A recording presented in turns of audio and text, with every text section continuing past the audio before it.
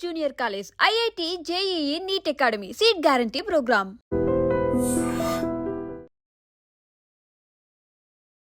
మహారాష్ట్ర సతారాలో జరిగినటువంటి ఇన్సిడెంట్ మీరు క్లియర్గా చూడండి. ఒకసారి ఒక అబ్బాయి చేతిలో కత్తి పట్టుకున్నాడు.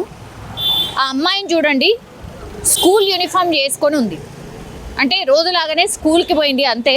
స్కూల్కి పోయి తిరిగి వస్తున్నటువంటి టైంలో ఆ అమ్మాయిని పట్టుకున్నాడు. అబ్బాయి పట్టుకొని కత్తితోని బెదిరిస్తున్నాడు. స్కూల్ టైం ఎప్పుడు ఉంటుంది? 4-4:30 మధ్య. అంటే అదేం చీకటి పడ్డది కాదు. అండ్ స్కూల్ ప్రాంగణం ఎట్లుంటుంది, పేరెంట్స్ వాళ్ళందరూ కూడా అక్కడే ఉంటూ ఉంటారు కాబట్టి అసలు అర్థం కాలే. ఒక్కసారిగా వెంటనే కత్తి తీసిండు, అమ్మాయిని గట్టిగా పట్టుకున్నాడు. దగ్గరకు వస్తే, ఎవరైనా దగ్గరకు వస్తే చంపేస్తా అని బెదిరించడం స్టార్ట్ చేసిండు. అందరూ ఉన్నారు అక్కడ, స్పష్టంగా మనకు కనిపిస్తుంది. ఆ అమ్మాయి ఏమో కీకలు పెడుతుంది, గట్టి గట్టిగా అరుస్తుంది, చెప్తుంది ఏమవుతుంది అని. ఈ ఇన్సిడెంట్ చూసిన తర్వాత సగం మందికి అర్థమవుతుంది ఏంటి. ఆ అబ్బాయికి కేవలం 18 ఇయర్స్ మాత్రమే. అమ్మాయి 10వ తరగతి చదువుతుంది, అంటే 15 ఇయర్స్, మైనర్ బాలిక. గత కొంతకాలంగా వేధిస్తున్నాడు, ప్లస్ ఆమె వెంట పడుతున్నాడట. నువ్వు నన్ను ఎట్లాగైనా ప్రేమించాలి, లేకపోతే నిన్ను చంపేస్తా. ఎన్ని టైమ్స్ చెప్పినా, ఎంత ప్రాధేయపడ్డా, అసలు నేను నిన్ను ప్రేమించట్లేదు, నేను నా స్కూల్కి వెళ్తున్నా, ఎందుకు ఇట్లా చేస్తున్నావని ఎన్నిసార్లు ప్రాధేయపడ్డా, నువ్వు ఎవరికైనా చెప్పినా చంపేస్తా, నువ్వు నన్ను ప్రేమించకపోయినా చంపేస్తా, ఇట్లా చాలా హెరాస్మెంట్ చేయడం స్టార్ట్ చేసిండు.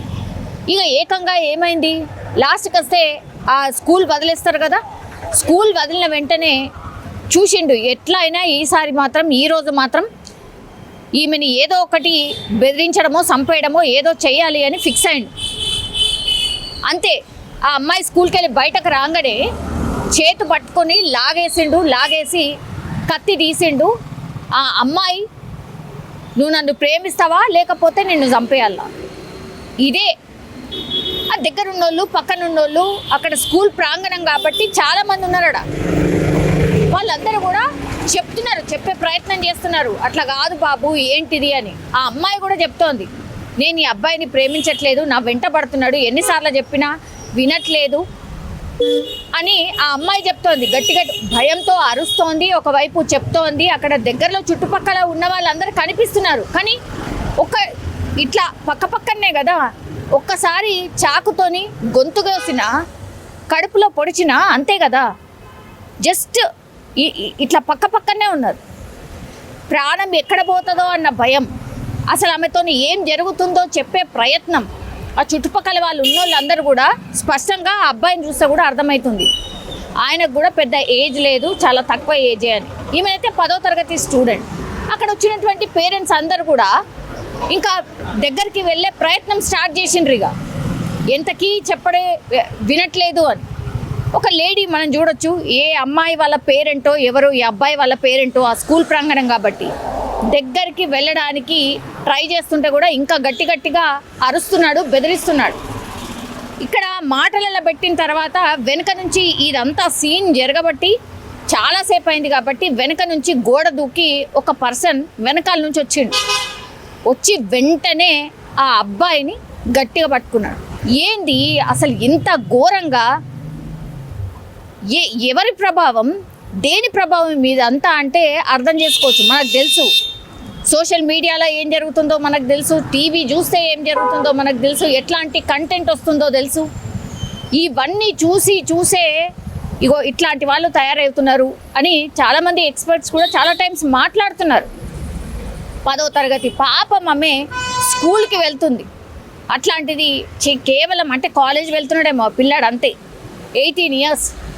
ఆ వెంటపడ్డం ఏంది, బెదిరించడం ఏంది, ఏకంగా చాకు తీసుకొచ్చిండు అని అంటే ఆ మైండ్ సెట్ ఏమనుకోవాలా, చంపేద్దామని ఫిక్స్ అయ్యే వచ్చిండొచ్చు అంతే. ఆ పాప అదృష్టం బాగుంది కాబట్టి ఆ పక్కనున్న వాళ్ళందరూ స్పందించిండ్రు. ఆ తర్వాత అతన్ని పట్టుకున్న తర్వాత ఇక ఏం చేస్తారో తెలిసిందే కదా. ఎంత కొట్టిండ్రంటే ఇక అంత భయంకరంగా మంచిగా దేహశుద్ధి అయితే చేశారు.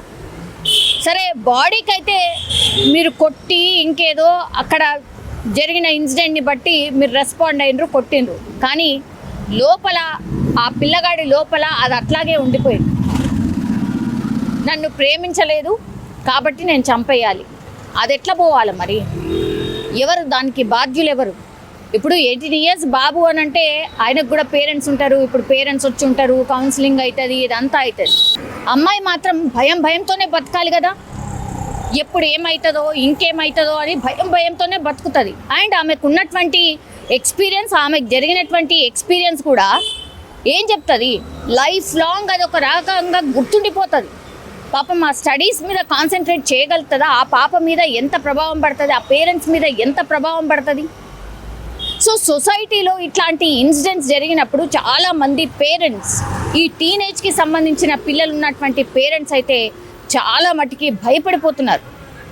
సరే, మహారాష్ట్రలో జరిగింది కాబట్టి మన దగ్గర కాదులే అని అనుకుందామా? లేకపోతే నిజంగా ఒకవేళ మనకే ఇట్లాంటి తెల్లవారి మన పిల్లలకే ఇట్లాంటి ఇన్సిడెంట్ కాకంటే ముందే మన పిల్లలకే మనం చెప్పుకుందామా? ఇది అందరు పేరెంట్స్ కూడా ఆలోచన చేసుకోవాల్సిన అవసరం అయితే డెఫినెట్లీ కనిపిస్తోంది. ఈ ఇన్సిడెంట్ మీద మీ కామెంట్ ఏంటి? ప్లీజ్ దయచేసి కామెంట్ చేయాల్సిందిగా కోరుతున్నాం. నిజంగా ప్రస్తుతం ఉన్నటువంటి సమాజం దేనికి ప్రయారిటీ ఇస్తుంది? ఆర్థిక సంబంధాల చుట్టూ మాత్రమే తిరుగుతోంది. మళ్ళీ ఎన్నికలంగానే చాలా విరక్తి కలుగుతాం. మంచి అనిపిస్తుంది కదా, లేడీస్ కూడా ఛాలెంజింగ్ జాబ్స్ చేసినప్పుడు చాలా బాగుంటది. ట్రాఫిక్ అసిస్టెంట్స్ గా నియమించిన ట్రాన్స్జెండర్స్ అందరితో సాల్యూట్ చేయించుకుంటున్నారు. ఫుడ్ డెలివరీ ఇవ్వటానికి వెళ్ళినటువంటి డెలివరీ బాయ్ అనిల్ పై కళ్ళ ముందు